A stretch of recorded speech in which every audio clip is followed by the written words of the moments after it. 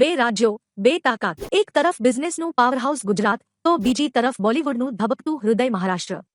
કોણ છે બેટર? ચાલો જોઈએ. $450 બિલિયન જીડીપી સાથે મહારાષ્ટ્ર છે ભારતનું સૌથી ધનિક રાજ્ય.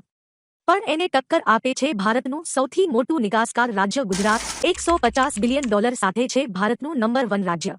શિક્ષણમાં ગુજરાતમાં આઈઆઈએમ અમદાવાદ છે, જે એશિયાની શ્રેષ્ઠ એમબીએ કોલેજોમાંની એક છે.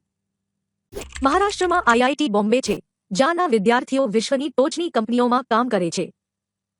ફરવા માટે ગુજરાતમાં સ્ટેચ્યુ ઓફ યુનિટી, ગીરના સિંહો અને કચ્છનું સફેદ રણ જોવાલાયક છે.